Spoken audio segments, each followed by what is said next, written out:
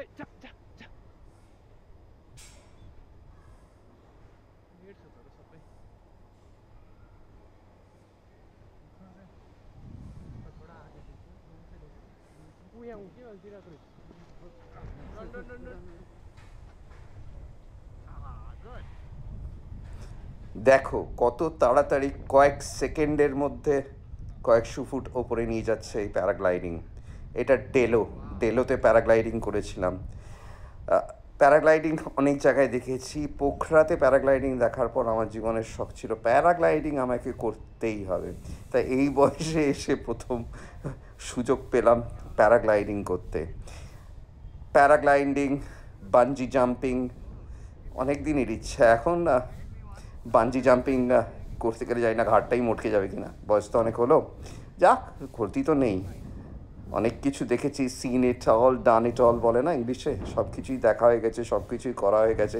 ঘাটটা মটকালেই বা কী এখন, তখন তো সূক্ষ্ম দেহ পেয়ে যাব, বলা যায় না। সেই সূক্ষ্ম দেহ নিয়ে চারিদিকে ঘুরতে ঘুরতে হয়তো চাই কি এভারেস্টের মাথায় গিয়ে ড্যাং ড্যাং করে পা দোলাতে পারবো, কিন্তু বডিটা থাকাকালীন ওপরে ওঠার আনন্দটাই তো আলাদা।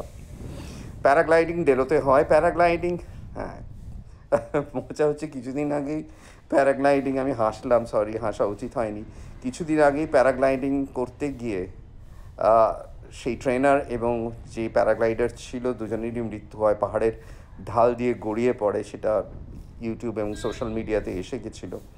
এবং এখানেও তুমি যদি প্যারাগ্লাইডিং করো, যেখানেই করবে, ওরা একটা সাইন করিয়ে নেয় একটা, যে তোমার মৃত্যু হলে আমরা দায়ী নই। Very good. বারবার বলছি, অনেক তো কিছু দেখা হলো, করা হলো, মৃত্যু হলে ক্ষতি কী? এই প্যারাগ্লাইডিংয়ের এই ভিডিওটা যখন দেখবে, দুটো জিনিস সবচেয়ে খুব ভালো। ওপর থেকে তো দেখতে ভালোই লাগে। এই দিন যেদিন আমি এখানে করছিলাম, যথেষ্ট মেঘলা ছিল এবং হাওয়া প্রচণ্ড বইছিল, তোমরা শুনতে পাচ্ছ। এর থেকেও ওরা বলছিল এর থেকেও জোরে হাওয়া বইতে পারে, মেঘলা ছিল।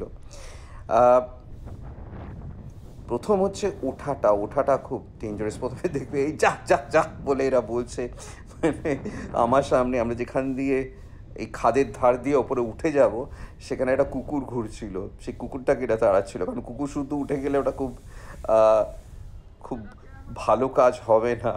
সেই কুকুর কোলে নিয়ে তো আমি সারাক্ষণ বসে থাকতে পারবো না, কুকুরটাকে হাঁটিয়ে দিয়ে ওঠা হলো। এবং কত তাড়াতাড়ি, আমি যখন নিচে গাড়ি করে এই ডেলোর এই প্যারাগ্লাইডিংয়ের জায়গায় পৌঁছেছিলাম, গাড়ির ওপর থেকে দেখছিলাম শাঁ শাঁ করে সবাই উঠে যাচ্ছে, জিভ দিয়ে জল পড়ছিল। দেখে আলটিমেটলি নিজেরও সেই শখ মেটানোটা হলো। এইখান থেকে এটা ডেলো শহর, নিচে যেটা দেখতে পাচ্ছ, এখান থেকে দূরে কালিম্পংও দেখা যায়। এমনকি পেছন দিকে সেরকম ওয়েদার ভালো থাকলে কাঞ্চনজঙ্ঘাও দেখা যায়। এটা একটা ছোট ট্রিপ, 15 মিনিটের। ওরা ক্রস কান্ট্রি করে, যেটা 25 মিনিটের। এবং এই ব্যাপারে মনে পড়ছে যে আমার স্ত্রীর এক ছাত্রীকে তার মা কিছুতেই এই প্যারাগ্লাইডিং করতে দেয়নি। তার ভীষণই ইচ্ছে ছিল এই প্যারাগ্লাইডিং করার, কারণ সেই তরুণীটির মার ভয় ছিল যে তাকে অন্য দেশে উড়িয়ে নিয়ে চলে যাবে। হ্যাঁ, ভারতবর্ষ তো চিরকালই হরনের দেশ, কে কোথায় প্যারাগ্লাইডিং করে হয়তো নেপালেই নিয়ে চলে গেল, বলা তো যায় না। কিন্তু মজা লেগেছিল শুনে। তো এখান থেকে অনেক দূর অবধি দেখা যায়। এই যেটা বললাম, ওঠাটা একটা অসাধারণ। আরেকটা তোমরা এই ভিডিও শেষে দেখবে কী সুন্দর এরা নিচে নামে, একটা মাঠের ওপর নামবে, হুড় হুড় করে উচ্চতা থেকে নেমে আসবে এবং তুমি ল্যান্ডিং করবে মাঠের ওপর। এই যে ছেলেটি যে হেল্প করছে আমায়, যে মেইন ট্রেনার, তারও নাম রাহুল। মজা লেগেছিল শুনে। আর এই প্যারাগ্লাইডিং তোমরা সবাই করতে পারো, যথেষ্ট সেফ। এবং এই ট্রেনাররা আছে, দেখো অ্যাক্সিডেন্ট তো যে কোনো অ্যাডভেঞ্চার স্পোর্টসেই হতে পারে, কিন্তু যাদের ইচ্ছে আছে তারা ডেলোয় যে গেলে যথেষ্ট সুযোগ পাবে এই প্যারাগ্লাইডিং করার। আরেকটা জিনিস, বানজি জাম্পিং যদি নাও পারি, ভীষণ ইচ্ছে করে জিপলাইন, অ্যাটলিস্ট একটা হাই অল্টিটিউডে জিপলাইন করতে। হাই অল্টিটিউডের কথা মনে পড়ছে যে, মানে বলছি তোমাদের এই হয়তো কিছুদিনের মধ্যেই আমি কিন্নর কল্পা যাব, 10,000 ফিট ওপরে উঠে যাব। রাস্তা অসাধারণ সুন্দর, পাহাড়ি রাস্তা, সেসব ছবি তোমাদের আমি দেখাবো, তোমরা যারা আমার ফেসবুকে আছো। আহ, যদি কখনো কোনো আমার ভিডিও তোমাদের ভালো লাগে, এই ধরনের ভিডিও, তোমরা লাইক করতে পারো, স্টার দিতে পারো, সেই সুযোগ আমার এখন ফেসবুক দিয়েছে। বয়সটা জাস্ট এ নাম্বার। হ্যাঁ, আমার বয়স হয়েছে, বাট জাস্ট এ নাম্বার। তোমার মধ্যে যদি সেই অ্যাডভেঞ্চার স্পিরিট এবং সাহস থাকে, the world is in your pocket, অনেক কিছু এনজয় করতে পারবে। প্যারাগ্লাইডিং সুযোগ পেলে, সুযোগ নিয়েও যদি ইচ্ছে থাকে নিয়েও, বিভিন্ন জায়গায় হচ্ছে, বারবার বলছি। হাতে ক্যামেরাটা ধরে থাকতে হয়, যে স্টিকটা একটু বেশ ভারী, ওটাই হাত টনটন করছিল, অভ্যেস তো নেই। একবার এই হাতে নিতে হচ্ছিলো, আরেকবার ওই হাতে নিতে হচ্ছিল। কিন্তু দেখো ওপর থেকে সিনারি দেখো, অসাধারণ। জীবিত অবস্থায় দেহ মধ্যে প্রাণটা থাকাকালীন এই ধরনের উড়তে যাওয়া খোলা হাওয়ার মধ্যে, এ এক অসাধারণ অভিজ্ঞতা। সেসব দিক তোমরা দেখো, এবং বিশেষ করে আমি বলবো ল্যান্ডিংটা দেখলে খুব ভালো লাগবে।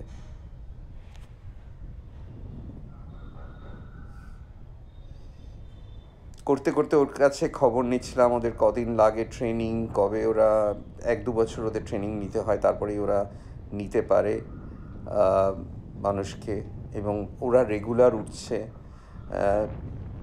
ওদের অনেকজনই রয়েছে ওখানে, এক একজন এক একবার চান্স পায়। এবং এখন আমার এক্স্যাক্টলি মনে পড়ছে না কত টাকা, 3 থেকে 4 হাজার টাকা মতো লাগে। আর এই ভিডিওটা ওরাই করে দেয়। তুমি মোবাইল ফোন নিয়ে হাতে উঠতে পারো, ওরা অ্যালাউ করবে, কিন্তু সেই মোবাইল ফোন পড়ে গেলে আর তুমি কোনো দিন খুঁজে পাবে না সেই মোবাইল ফোন। তাই জন্যে ওদের ক্যামেরা স্টিক ব্যবহার করাই বেটার। এবং সেই রেকর্ডিংটার জন্য ওরা বোধহয় খুব সম্ভবত 500 টাকা নেয়। সেই রেকর্ডিং তোমার ডিভাইসে ওরা আপলোড করে দেবে যখন তোমার এটা হয়ে যাবে। সবচেয়ে আরেকটা জিনিস অবাক লেগেছিল, যখন নামলাম মাঠে, আমার জন্যে ও বললো একটা গাড়ি আসবে, তোমাকে তুলে নিয়ে গিয়ে স্টেশনে নিয়ে, মানে যেখান থেকে প্যারাগ্লাইডিং শুরু হয় সেখানে নিয়ে যাবে। সুতরাং গাড়িটা এলো, এবং যখন ফিরলাম, মানে প্রায় 15 মিনিট লেগে গেল। আমি ভাবলাম যে এই মাত্র আকাশে কত তাড়াতাড়ি পৌঁছে গেছিলাম একটা জায়গায়, যেখানে গাড়ি করে ফিরতে কতটা এক্সট্রা সময় লাগলো। এই জন্যেই ফ্লাইট সবচেয়ে তাড়াতাড়ি আমাদের বিভিন্ন জায়গায় পৌঁছে দেয়, যেটা রাস্তায় বা ট্রেনে করে গেলে অনেকটা বেশি সময় লাগবে। আমার স্ত্রীর ব্যাপারে ওরা খুব কৌতূহলী ছিল, বারবার বলছিল ম্যাম আপনি করুন না, আপনি করুন না। সে তো দৌড় লাগিয়েছে, বলছে না ভাই, আমার সুখে থাকতে ভূতে কিলোবে না। অ্যাকচুয়ালি সঙ্গে যারা ছিলেন, অভিভাবক যারা ছিলেন, যারা বয়স্ক যারা ছিলেন, তারাও বেশ অসন্তুষ্ট হয়েছিলেন আমার ওপর। বলছে কী দরকার, ঠিকঠাক আছো, সব কিছু ঠিক আছে, এটা করবার কি খুবই প্রয়োজন? না, প্রয়োজন আমার ছিল। আমার জীবনের একটা শখ ভালোই মিটে গেল, আবারও সুযোগ পেলে করতে পারি। কিন্তু একটা হাই অল্টিটিউড জিপ লাইন আমার নেক্সট প্রায়োরিটি, যদি কোথাও সুযোগ পাই।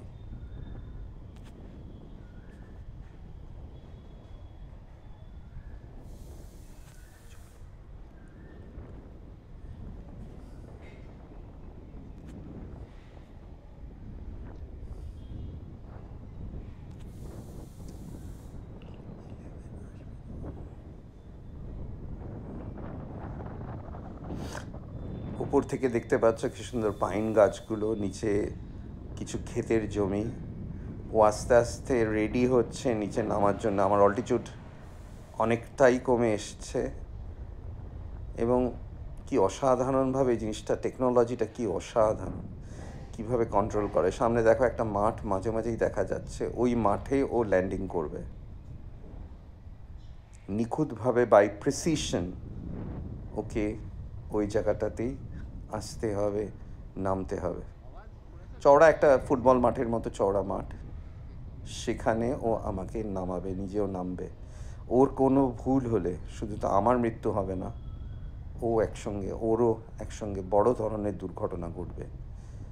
যেটা আমি তোমাদের প্রথমেই বললাম, যে কিছুদিন আগেই একজনের বড় অ্যাক্সিডেন্ট হয়ে দুজনেই মারা গেছে পাহাড়ের খাদ থেকে গড়িয়ে পড়ে। কিন্তু আবার বলছি, সেগুলো খুবই রেয়ার। ও অ্যাপ্রোচ করছে ল্যান্ডিং মাঠটা। দেখো আমার পেছনে মাঠটা দেখা যাচ্ছে। ও ঘুরিয়ে মাঠের দিকে আবার আসবে।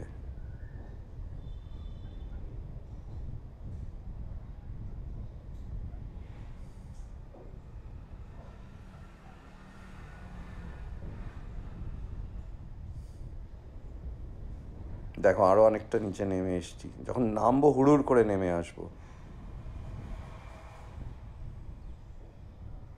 দেখতে পাচ্ছ মাঠটা নিচে চলে এসছে। আমাকে বলেছে তুমি মুখটা সোজা করে বসে থাকবে যখন ল্যান্ডিং হবে। মাঠ পায়ের তলায়, প্রায় নেমে গেছি।